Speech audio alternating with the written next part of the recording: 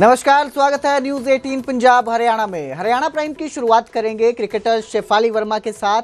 CM Saini से cricketer Shefali Verma ने मुलाकात की है। चंडीगढ़ में सीएम आवास पर यह मुलाकात हुई।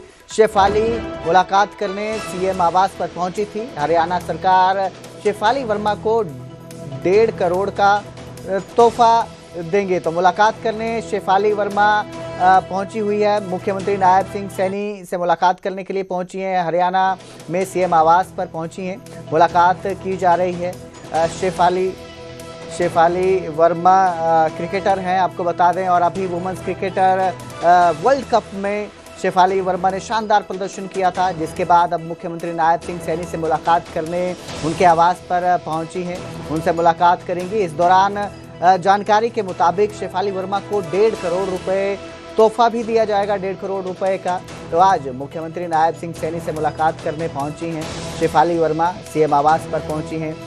तो इस बार वुमेन्स क्रिकेट टीम ने वर्ल्ड कप में शानदार प्रदर्शन करते हुए इतिहास रचा है, खिताब अपने नाम किया है। और इस टीम का हिस्सा थी शेफाली वर्मा, रोहतक की रहने वाली हैं शेफाली वर्मा, और टीम में शामिल हुई, शानदार प्रदर्शन किया, टीम को विजयी बनाया। जिसके बाद जब यह अपने गांव लौटी थी वर्ल्ड कप जीतने के बाद, तो शानदार स्वागत किया गया था इनका। और अब हरियाणा के सीएम से मुलाकात करने, मुख्यमंत्री नायब सिंह सैनी से मुलाकात करने के लिए शेफाली वर्मा पहुंची हैं, सीएम आवास पर पहुंची हैं। तो शेफाली वर्मा सीएम आवास पर पहुंची है, मुख्यमंत्री नायब सिंह सैनी से मुलाकात करेंगी। इसके साथ ही हरियाणा सरकार 1.5 करोड़ का तोहफा देगी। इस खबर पर ज्यादा जानकारी के लिए मेरे सहयोगी अंकित दुदानी लाइव जुड़े हैं। जी अंकित, शेफाली वर्मा आज सीएम से मुलाकात करने पहुंची है और एक इतिहास रचा है। वुमेन्स क्रिकेट टीम ने खिताब अपने नाम किया है वर्ल्ड कप का, और जिसके बाद अब ये सीएम से मुलाकात करने पहुंची है। क्या अपडेट इसको लेकर, और क्या तोहफा दिया जा सकता है? क्या हरियाणा सरकार की तरफ से शेफाली वर्मा के लिए ऐलान किया जा सकता है? बिल्कुल, शेफाली वर्मा जो हैं महिला क्रिकेटर टीम की जो है वो हिस्सा थी, एक प्लेयर थी, और प्लेयर ही नहीं थी, कह सकते हैं कि सबसे बड़ा योगदान जो वर्ल्ड कप जिताने में रहा वो शेफाली वर्मा का रहा। हमने देखा कि मैन ऑफ द मैच भी वो चुनी गई, और कहीं ना कहीं एक विशेष योगदान कह सकते हैं शेफाली वर्मा का रहा। और हरियाणा की रहने वाली बेटी हैं, हरियाणा की बेटी हैं, रोहतक की रहने वाली हैं, तो इसीलिए आज मुख्यमंत्री आवास पर पहुंची हैं। कुछ ही देर पहले वो मुख्यमंत्री आवास पर अंदर गई हैं। मुख्यमंत्री नायब सैनी ने उनको आमंत्रित किया था, और मुख्यमंत्री नायब सैनी से वो मुलाकात करेंगी और कहीं ना कहीं उनका अभिनंदन किया जाएगा। जहां तक पुरस्कार की बात है, तो पुरस्कार उन्हें 1.5 करोड़ रुपए का पुरस्कार दिया जाएगा, क्योंकि जो भी वर्ल्ड गेम्स में और जो सिंगल गेम नहीं होता, जो टीम गेम होता है, तो उसमें 1.5 करोड़ रुपया जो है हरियाणा सरकार इनाम के तौर पर देती है। तो शेफाली वर्मा को भी 1.5 करोड़ रुपए का इनाम दिया जाएगा। तो वो चेक अभी दिया जाएगा या बाद में कोई प्रोग्राम करके दिया जाएगा, वो अभी देखना होगा। लेकिन शेफाली वर्मा अंदर जा चुकी हैं, मुख्यमंत्री नायब सैनी से मुलाकात हो रही है, और उनके साथ मनीष ग्रोवर जो कि पूर्व में मंत्री रहे हैं, रोहतक के रहने वाले हैं, वो भी उनके साथ पहुंचे थे, और भी कई जन उनके साथ पहुंचे हैं। तो कहीं ना कहीं एक विशेष गर्व की बात हरियाणा के लिए जरूर है, क्योंकि हरियाणा की बेटी ने जो कमाल करके दिखाया है, उस कमाल का पूरे विश्व में डंका बज रहा है। और जिस तरह से जीत हुई है, और शेफाली वर्मा एक वो नाम था जो हालांकि टीम से बाहर थी, लेकिन एंड टाइम पर जो सेलेक्टर्स का एक फैसला हुआ कि शेफाली वर्मा को एंटर कराया गया, तो उस फैसले को टर्निंग पॉइंट माना जा रहा है इस वर्ल्ड कप जीतने का। तो अब वही टर्निंग पॉइंट शेफाली वर्मा के रूप में सिद्ध हो चुका है, और जिस तरह से उनकी पारी खेली गई और जो रन बनाए गए उनके द्वारा, तो वही एक जीत का कारण बने, और भी कई जीत के कारण थे, लेकिन मेन जो टर्निंग पॉइंट कहें तो वही था। और अब मुलाकात हो रही है। साथ ही साथ हरियाणा राज्य जो महिला आयोग है, उसने भी कहा है कि 2026 का उनको ब्रांड एम्बेसडर बनाया जाएगा, और उनसे जितना भी समय उनके पास होगा, यूनिवर्सिटीज में कहें या कॉलेजेस में कहें, उनके साथ जाकर के बेटियों को और उस युवाओं को प्रेरित किया जाएगा कि नशा नहीं, नशा करना है तो खेल का नशा करें, शेफाली वर्मा जैसा नशा करें। क्योंकि नशे से दूर रहने के लिए हरियाणा गवर्नमेंट लगातार प्रेरित करती रही है, लोगों के अभियान चलाती रही है, लगातार कार्यक्रम चलाती रही है। तो वही एक मैसेज देने की हरियाणा राज्य महिला आयोग ने भी कोशिश की है। और अब कुछ ही देर में जब मुलाकात खत्म होगी और वो बाहर आएंगी, तो देखना होगा कि क्या कहती हुई नजर आती हैं। जी बिल्कुल, बहुत बहुत शुक्रिया इस तमाम जानकारी के लिए अंकित। तो मुलाकात करने पहुंची है शेफाली वर्मा मुख्यमंत्री नायब सिंह सैनी के आवास पर।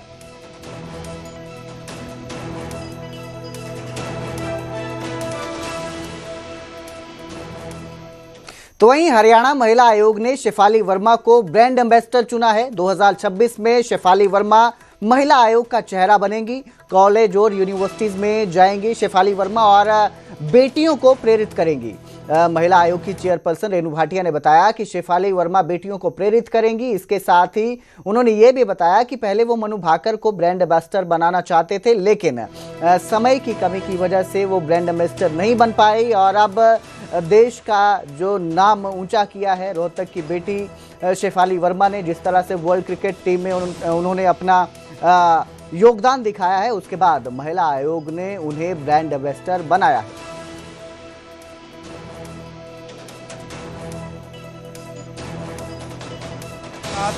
हरियाणा महिला आयोग की चेयरपर्सन रेणु भाटिया हैं, उनसे बातचीत करते हैं। महिला आयोग भी उनके लिए कोई ना कोई फैसला ले रहा है।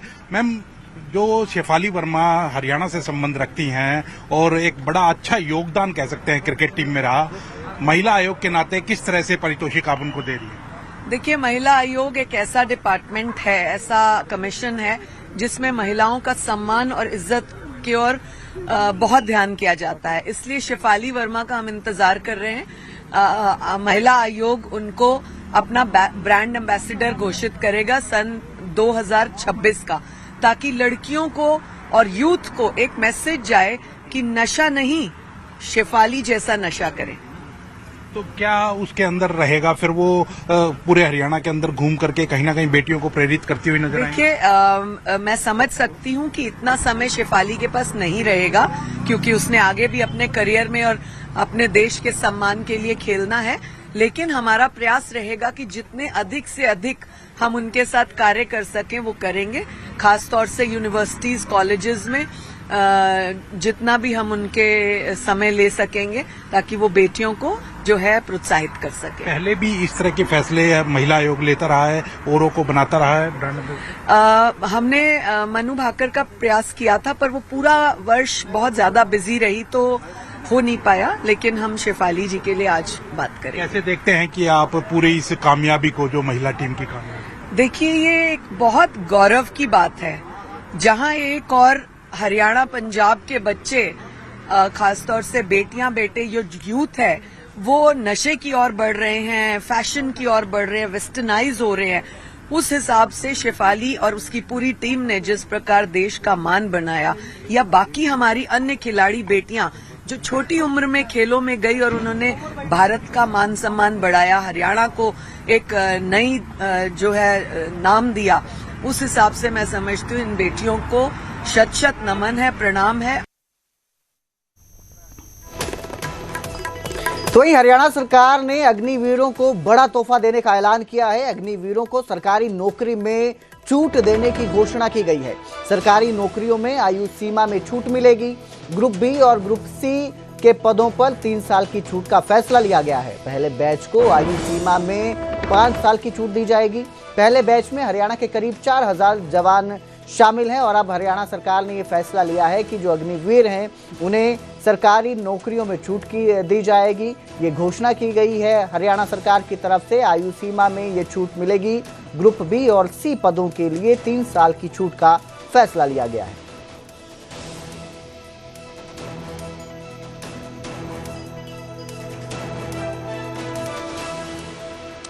ये फैसला लिया गया है अग्निवीरों के लिए। हरियाणा सरकार का फैसला है कि जो भी अग्निवीर भर्ती हुए हैं उन्हें आयु सीमा में छूट दी जाएगी।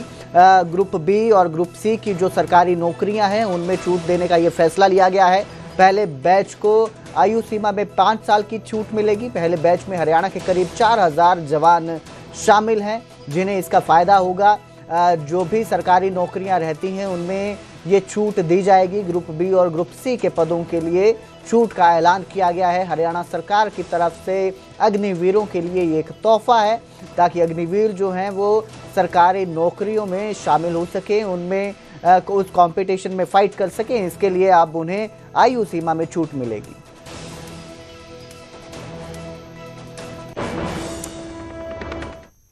दिल्ली ब्लास्ट की नई वीडियो सामने आई है। i20 कार ब्लास्ट होती नजर आई। भारी ट्रैफिक के बीच i20 कार जोरदार धमाके के साथ आग के गोले में बदल जाती है, जिसके बाद आग का गुबार नजर आता है। धमाके के बाद हर तरफ आग का गुबार नजर आता है। तो ये नई सीसीटीवी सामने आई है दिल्ली धमाके की। लाल किले के पास जो धमाका हुआ था, बेहद दुर्भाग्यपूर्ण ये दुर्घटना थी और इस घटना का अब सीसीटीवी सामने आया है, नया सीसीटीवी। आप देख सकते हैं कि किस तरह ये आग एकदम अचानक से ब्लास्ट हो जाती है। ट्रैफिक के बीच आसपास गाड़ियां खड़ी होती हैं और एकदम ये कार ब्लास्ट होती है, आग के गोले में बदल जाती है। तस्वीर आपकी स्क्रीन पर आप देख सकते हैं कि किस तरह रात का वक्त, शाम का वक्त था जिस वक्त ये धमाका हुआ था। आसपास बहुत सारी गाड़ियां, ट्रैफिक नजर आ रहा है, कई लोग इस दौरान वहां पर मौजूद थे और एकाएक अचानक कोई नहीं जानता था कि इन सब के बीच एक कार ऐसी है जो ब्लास्ट हो जाएगी और इस तरह से ये ब्लास्ट हुई। इस हादसे में कई लोगों की जान चली गई, उसकी ये नई सीसीटीवी सामने आई है। देख सकते हैं आप, तस्वीरें आपकी स्क्रीन पर है। कितना जोरदार ये धमाका था कि एक ही पल में ये पूरी कार आग के गोले में बदल गई और स्क्रीन पर कुछ दिख रहा है तो वो बस सिर्फ एक आग का गोला।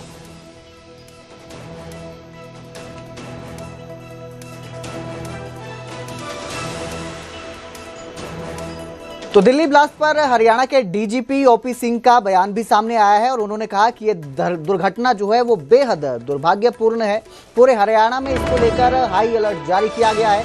पुलिस और एजेंसियां पूरी तरह से सक्रिय हैं। मृतकों के परिवारों के प्रति भी उन्होंने संवेदना जताई और कहा कि दोषियों को सजा दी जाएगी, इसका भी उन्होंने भरोसा दिलाया है। ओपी सिंह का ये बयान सामने आया है। आपको बता दें कि दिल्ली में लाल किले के पास जो दुर्भाग्यपूर्ण घटना हुई थी, ब्लास्ट हुआ था, उसको लेकर अब हरियाणा डीजीपी का ये बयान सामने आया है। पीड़ित परिवारों के प्रति उन्होंने संवेदना जताई और इसके साथ ही उन्होंने भरोसा दिलाया कि दोषियों को सजा दी जाएगी। साथ ही उन्होंने बताया कि पुलिस और एजेंसियां पूरी तरह से सक्रिय हैं। पूरे हरियाणा में अलर्ट जारी किया गया है।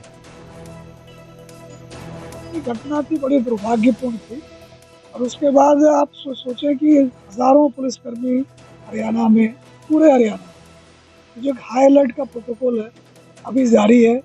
जितने भी सस्पेक्टेड हाइड आउट्स हैं, पार्किंग प्लेसेस है, एबंडेंड व्हीकल्स हो, सामान हो, चेकिंग हो, तो जो भी एक प्रोटोकॉल होता है कि भाई कोई आके अप्रिय घटना ना कर जाए, तो आप सोचेंगे कि बोलना आसान है, तो ग्राउंड पर जाएं।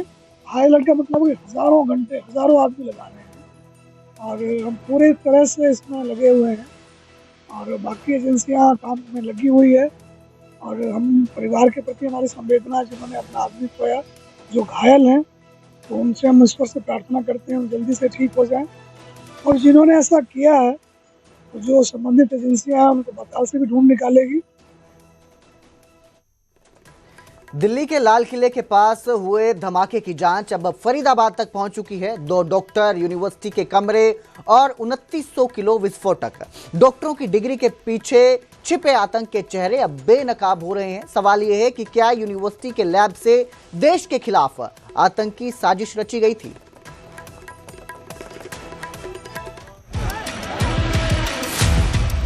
दिल्ली के लाल किले के नजदीक हुए धमाके की गूंज अब हरियाणा तक सुनाई दे रही है। फरीदाबाद की अल फलाह यूनिवर्सिटी में खड़ी एक i20 कार, वही कार जो पिछले 10 दिनों से कैंपस में खड़ी थी, उसने इस पूरे नेटवर्क की जड़ें उजागर कर दी। जांच में सामने आया कि ये कार डॉक्टर उमर के नाम पर थी, 29 अक्टूबर को खरीदी गई थी और ब्लास्ट से ठीक पहले यही कार अरुणा आसिफ अली रोड पर करीब 30 से 40 मिनट तक खड़ी दिखाई दी। लाल किले के नजदीक धमाके की जांच जैसे जैसे आगे बढ़ रही है, फरीदाबाद की अल फलाह यूनिवर्सिटी उतने ही सवालों के घेरे में घिरती नजर आ रही है। जानकारी मुताबिक डॉक्टर उमर का फोन 31 अक्टूबर से स्विच ऑफ था और जब उसकी लास्ट लोकेशन ट्रेस की गई तो वो अल फलाह यूनिवर्सिटी की निकली। यहीं से शुरू होती है वो कहानी जिसने जांच एजेंसियों के सामने एक खतरनाक तस्वीर खींच दी। अल फलाह यूनिवर्सिटी 76 एकड़ में फैला हुआ परिसर, मुस्लिम बहुल धोज गांव में स्थित, अब एक बड़े आतंकी मॉड्यूल की जांच के केंद्र में है। यहीं पर कई सालों से बतौर जनरल फिजिशियन कार्यरत था डॉक्टर मुजम्मिल शकील, जो अब गिरफ्तार हो चुका है। अल फलाह यूनिवर्सिटी में पढ़ाने वाले डॉक्टर मुजम्मिल शकील के पास से अब तक 2900 किलो विस्फोटक बरामद किया गया है।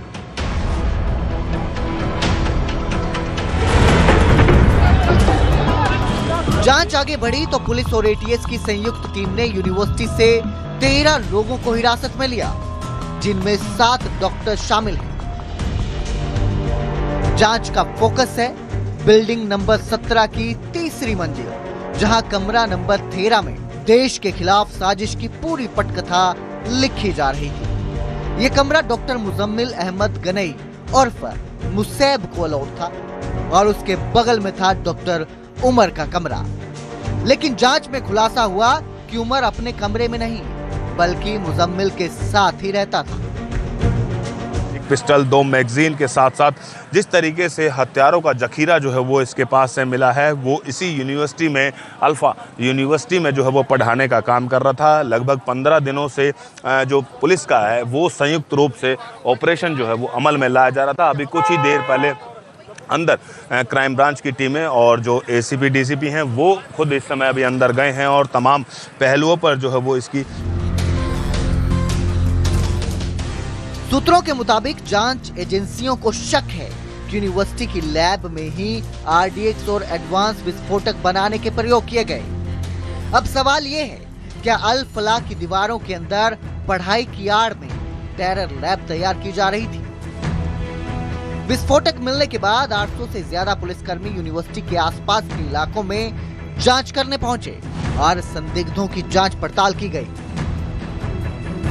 फरीदाबाद के धौज थाना इलाके में हमारी मौजूदगी है। फतेहपुर तगा गांव में यहाँ पर आप देख सकते हैं पुलिस अमला इस गांव में मौजूद है। फतेहपुर तगा में यहाँ पर अलग अलग जगहों पर आ रहा है और यहाँ पर डिटेल्स ली जा रही हैं, यहाँ पर चेक किया जा रहा है। आप यहाँ तस्वीरों में देखेंगे पुलिस के हाथ में आपको एक पर्चा नज़र आएगा, नाम लिखे जा रहे हैं और वीडियो मोबाइल से रिकॉर्ड किया जा रहा है। देखिए मसलन ये दुकान यहाँ पर ओपन है तो इनसे पूछा गया है किसकी दुकान है। एक दूसरी दुकान यहाँ पर है, यहाँ पर आप देखिए यहाँ पर भी पुलिस मौजूद है और अब अगली तीसरी दुकान पर देखिए जो टेलर की शॉप है वहाँ पर भी पुलिस जा रही है और डिटेल्स खंगाली जा रही है।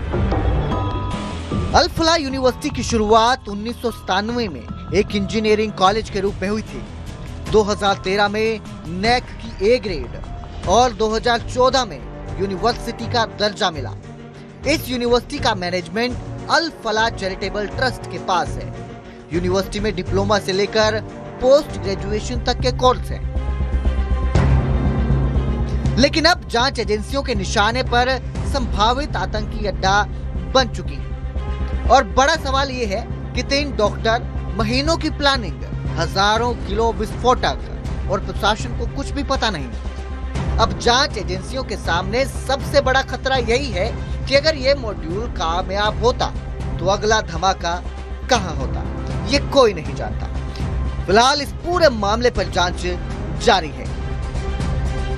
फरीदाबाद से अनिल राठी के साथ जावेद की रिपोर्ट, न्यूज़ 18 पंजाब हरियाणा।